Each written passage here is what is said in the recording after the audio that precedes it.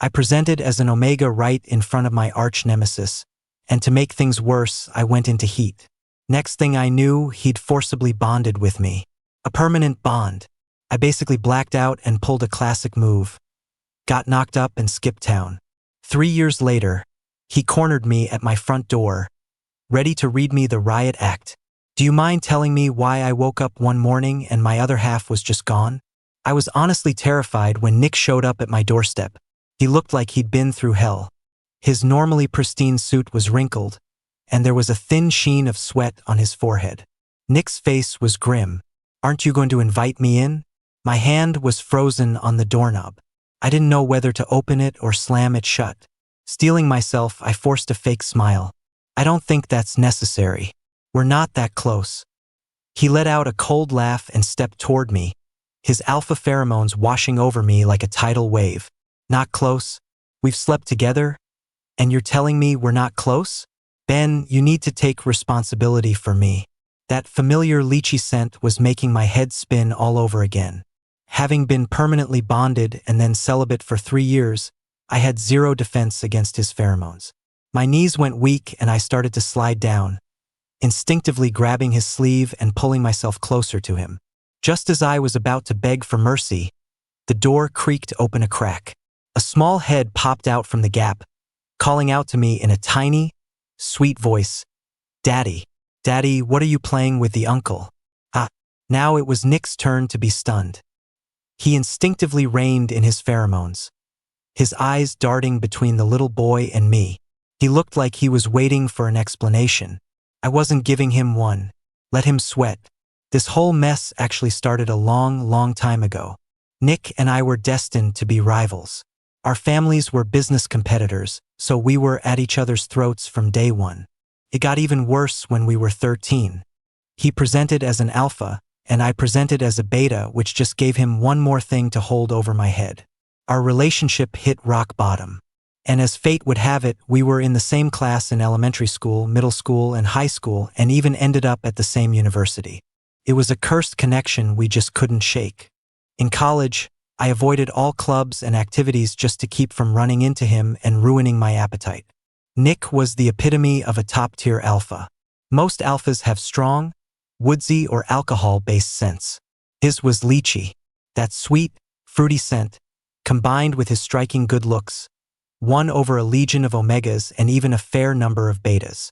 Even the person I had a secret crush on would run to the basketball court every day to bring him water. Seriously, what a joke.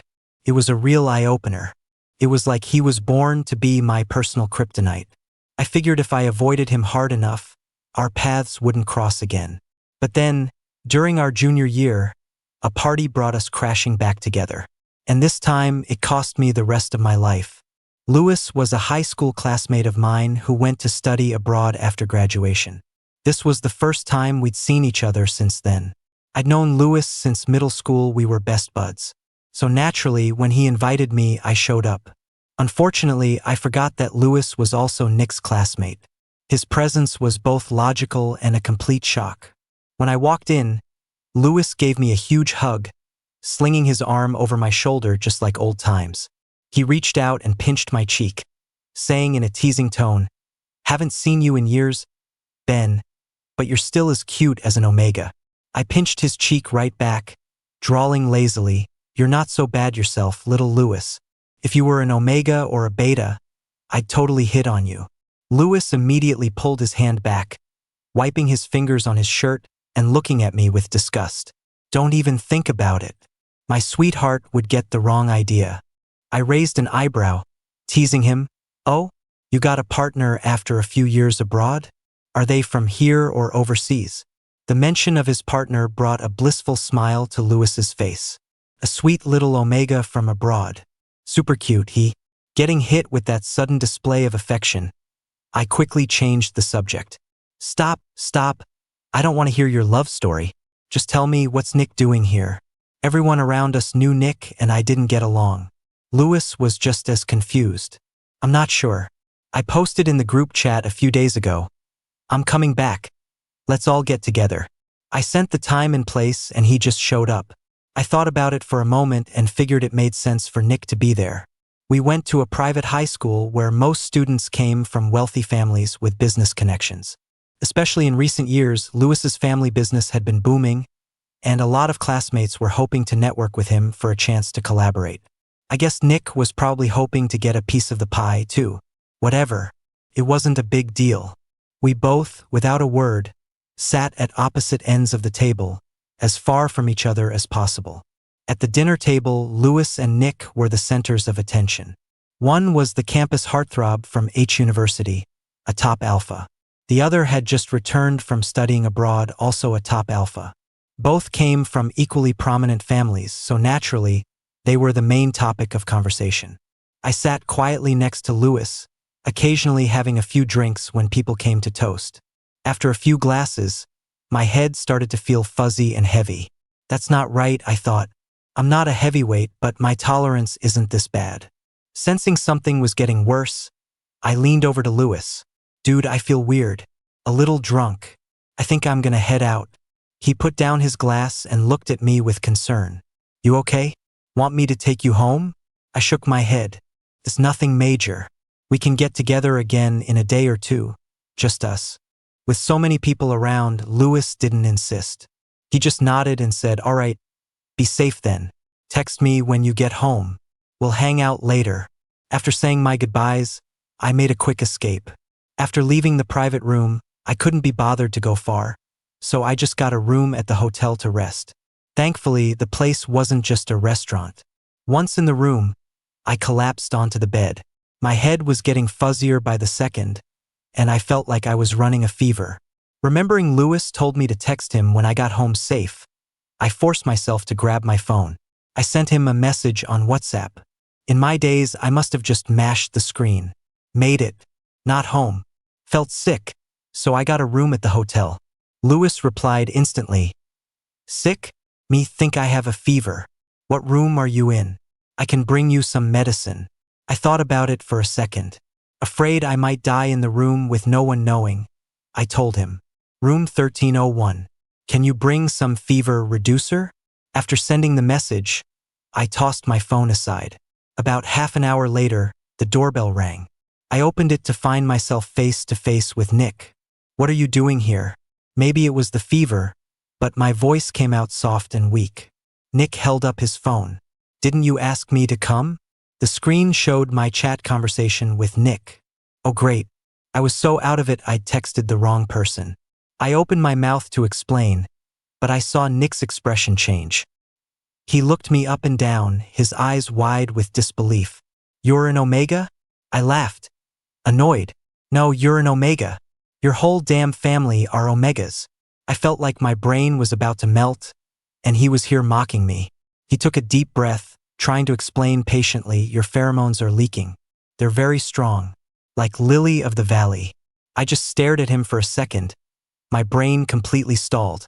It wasn't until the scent of lychee from Nick hit me that I snapped back to reality. I could smell his pheromones. How? I was a beta. Still, his scent was incredible. At first, it was like a burst of underripe lychees after a downpour. Not sweet or cloying, but slightly tart and cool with the scent of rain.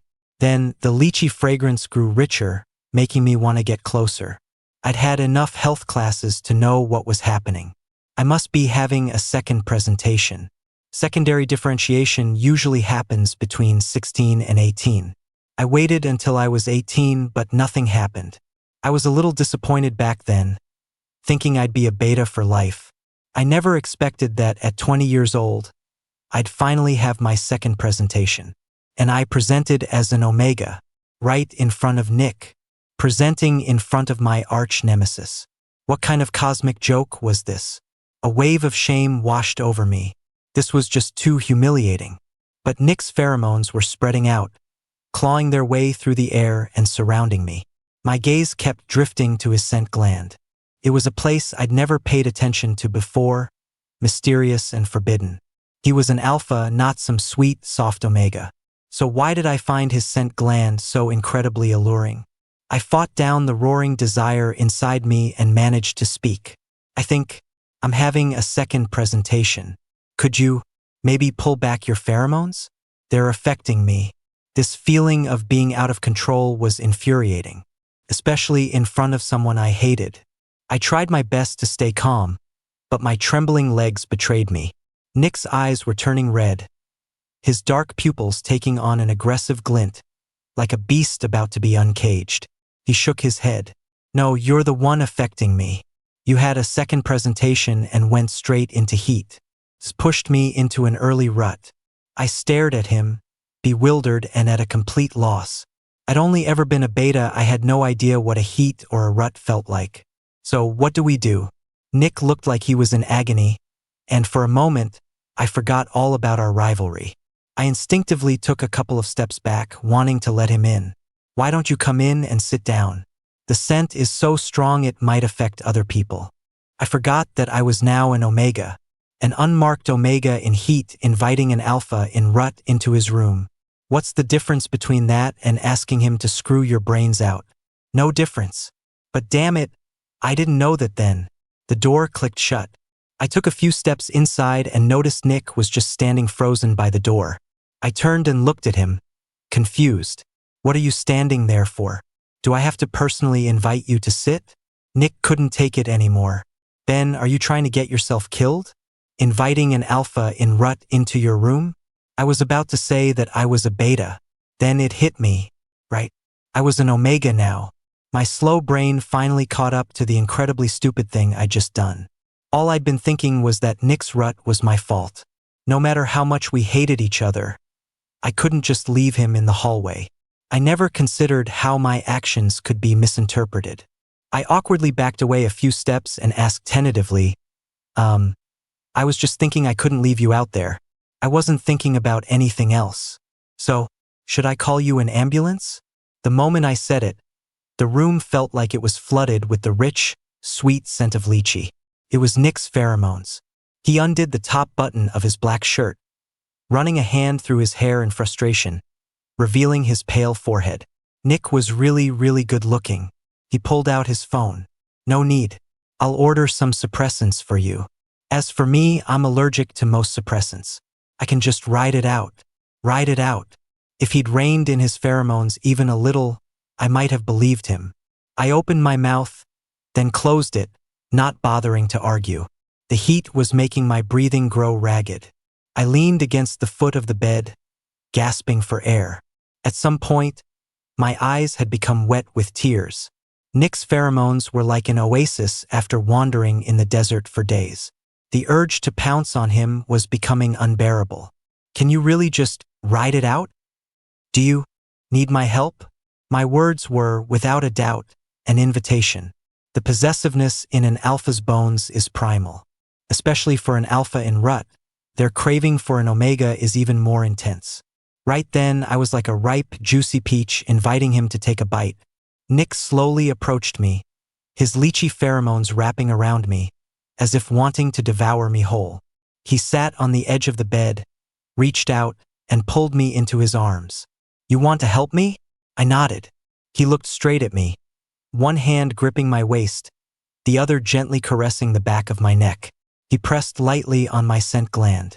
Instantly, a jolt like an electric current shot through my entire body. Don't touch me there. It's too much." I couldn't stop trembling, my voice so soft I didn't even recognize it. He stopped, his voice a low, soothing whisper. "Okay, easy now, I won't move. I just need a little of your pheromones to calm me down. Just a little." Nick's arms held my waist tightly as he buried his face in the crook of my neck. His hot breath washed over my scent gland again and again. He might have been feeling better, but every second was torture for me. I've never been the type to exercise self-control. In the end, primal desire won out over reason. On some crazy impulse, I bit down on Nick's scent gland. Ben, are you a dog?" He grabbed my chin, forcing me to look at him. Unsatisfied, I started crying. "I don't feel good." Nick sighed, his expression unreadable, but his voice had a new, reckless edge. "Ben, when an omega bites an alpha's gland, it means they're not satisfied. It means they want more. You know that, right? So, Nick, can you give it to me?" My completely undisguised gaze made Nick freeze for a second. A blush spread across his handsome face. It was the first time I'd ever seen him look shy. The suppressants will be here soon. Stay away from me. You're the one holding me. How am I supposed to stay away? Nick finally realized he was the one pinning my waist, pressing me tightly against him. But I was like a giant security blanket, and he was reluctant to let go. He looked at me, a little lost. For the first time, I saw confusion in the eyes of a restless alpha. The physical discomfort soon made both of us fall apart. I don't know when, but he had moved closer. One hand pressed on the back of my neck, pushing down, while the other remained wrapped around my waist. His lips brushed against my scent gland, and the moment he bit down, my whole body went rigid. A wave of potent alpha pheromones flooded my gland, and in a daze, a soft moan escaped my lips. Nick's movements stuttered, as if my reaction was a massive stimulant, and he held me even tighter. Okay, that's enough. My voice was trembling and weak. His lips left my gland. The hand on my neck moved up to cover my tear-dampened eyes. Suddenly, his mouth was on mine, a fierce possessiveness that felt like it would crush me.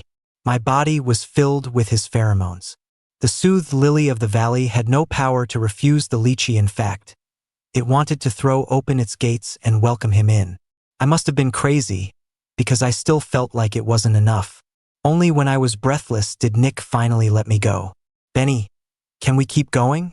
What did he call me? Benny? Everyone who knew me called me Ben, or sometimes Benji. Even my parents called me Little Ben. Benny, that kind of intimate, repeated nickname. The atmosphere was charged with an unspoken, ambiguous tension. After the temporary mark, I felt an extraordinary dependence on him. I couldn't refuse. I didn't even want to refuse. Okay. A storm of kisses swept over me. I completely lost myself. I forgot we were supposed to be enemies, forgot our families were business rivals. Just as he was about to permanently bond with me, I asked him, "Will it only be me? Will you mark anyone else besides me?" He kissed my eyes. "Only you. Will you still like me tomorrow? Will you still hold me?" He kissed my nose. "I will, Benny." I was the one who invited him to fill me with his pheromones, to tie the knot. When I woke up the next morning, my rational brain finally rebooted. Nick must have been exhausted. He was still fast asleep. Aside from feeling a bit tired, my body felt fine. He must have cleaned me up last night. Oh, fantastic. I'd lost my mind, waking up to find my arch nemesis sleeping next to me, and I'd been permanently bonded.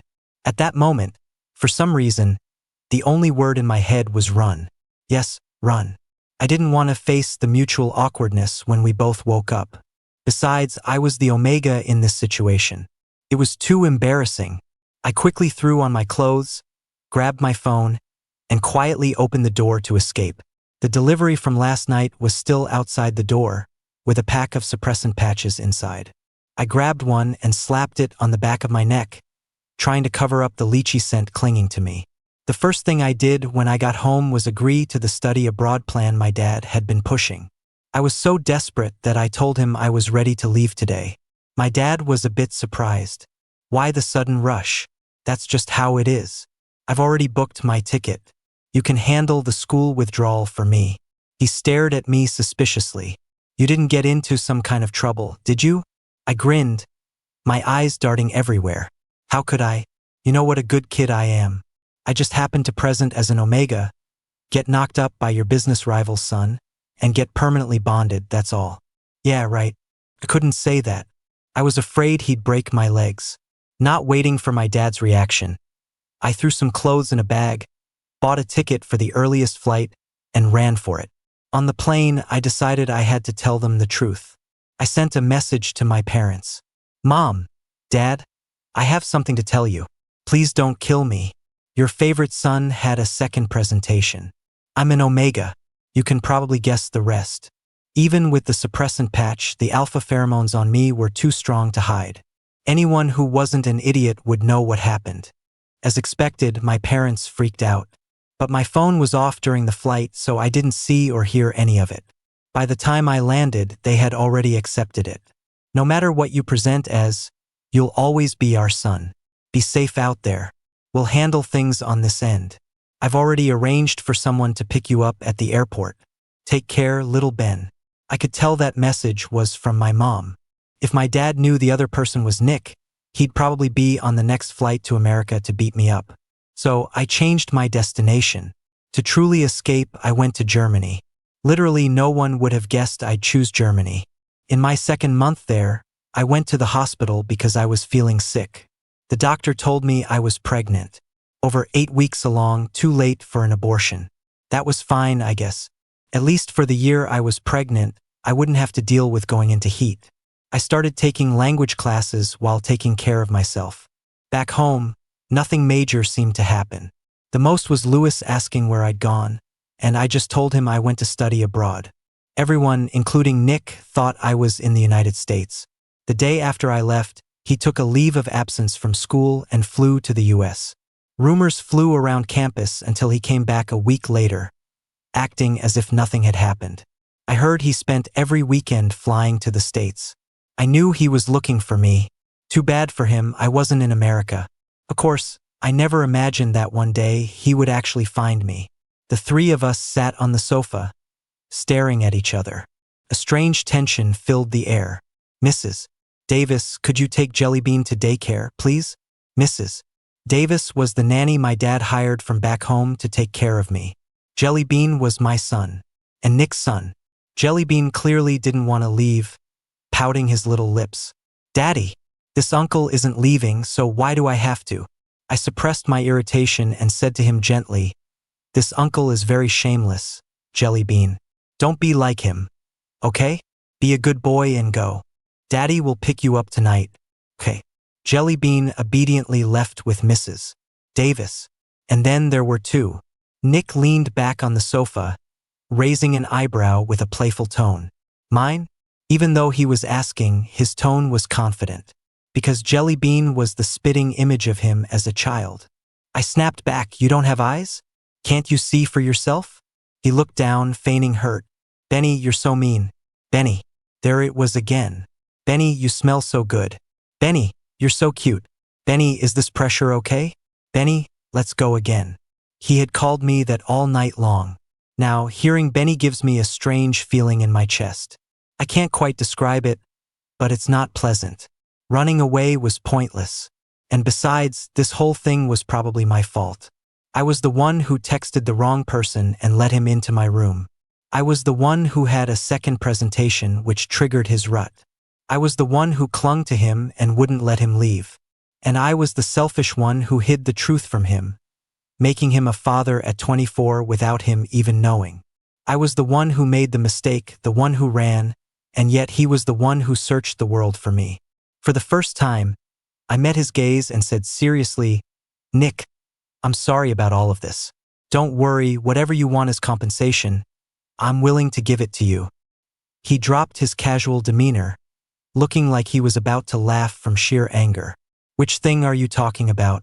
The part where you disappeared without a word, or the part where you had my child in secret? Nick slowly moved toward me, pulling me into his arms, just like that night. I was speechless, stiffly avoiding his gaze. I'm talking about all of it. His hand pressed against the back of my neck, forcing me to look at him. That night was my fault. I'll take responsibility for you. I want to. No. I struggled out of his embrace, my voice urgent. I don't need you to take responsibility. I can raise him just fine on my own.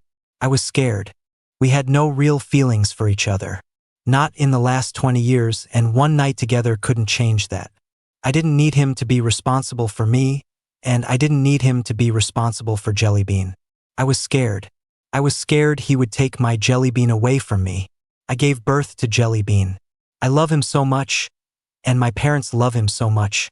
Whenever they have free time, they fly to Germany to see me and to see him. Nick is his biological father, and I'm terrified he'll try to take him. He's so lovable anyone would adore him. As for me, I've already made up my mind. Permanent bond is hard to remove, so I'll just have my scent gland removed. I survived 3 years of heats on my own. What's a little surgery to be afraid of? Nick, you should go back. I'm doing just fine on my own now. He collapsed onto the sofa and reached out, hooking his pinky finger with mine. No, I don't want to go back. Unless I'm dead. Otherwise, I'm not leaving. I never knew he could be as stubborn as a mule. He was completely insane. He stared straight at me, saying nonchalantly, "Just give me a chance, Benny." His thumb gently rubbed the tip of my finger, a subtle, enticing gesture. This isn't about taking responsibility. It's about giving me a chance to pursue you. Please, Ben, I'm begging you. Give the guy who's had a crush on you for over a decade a chance. Nick's words exploded in my brain. I stood there, frozen, not knowing how to react.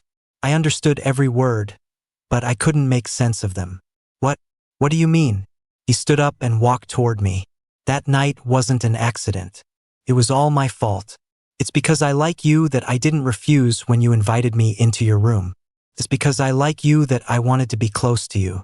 And it's because I like you that my possessiveness took over and I bonded with you. Ben, do you really hate me that much? The corners of his eyes were red as he looked at me, pleading. The faint scent of lychee drifted from him. Did I hear him right? He said he's liked me for 10 years. But I never felt it. At all. He always acted like he hated my guts. I don't know what came over me, but I actually agreed to let him stay. Every day after my classes, he'd be waiting for me at the school gate with a small bouquet of lilies of the valley. Is that your alpha? Jellybean's dad? The other international students I was friends with knew I had a kid named Jellybean, but they'd never met his other father. When Nick showed up, everyone was shocked. He's that handsome, and you're still rejecting him? TSK. Do I look like that shallow of a person, only caring about looks? Of course not. Being handsome means nothing. If he wants to win me over, he has to show me some real sincerity. What I'm enjoying is the feeling of my former nemesis suddenly trying to win my favor. But, of course, there were unexpected developments. For example, ever since Nick arrived, my heats have been especially unbearable. Can't you just hold me? I had to build up all my courage just to shamelessly ask Nick to cuddle with me. After the permanent bond, his pheromones were fatally attractive to me. It was manageable when he wasn't around. But the moment he appeared, I couldn't stop myself from wanting to be near him. Only by being close to him could my feverish, restless heart find some peace. But this guy was dead set on messing with me. He slowly took a step back, putting distance between us. You're the one who said yesterday that I'm still on probation and we have to keep our distance. Great. Just great. He hadn't changed a bit. Still holding a grudge. Fine, I'll go find someone else then. He didn't even look up. Okay. I didn't believe him and pushed further. I'm really going. Go ahead. Remember to close the door on your way out. Fine. I give up. I can't win against him. I'm permanently bonded. For crying out loud. Who else could I possibly go to? I threw my arms around his neck and kissed him hard. Husband, mark me again. Bonus chapter. My dad's rival had a beautiful beta son. His name was Ben. How to describe him? Dangerous and captivating. He was nothing but trouble for me growing up, always trying to compete with me over everything. Not that he ever won.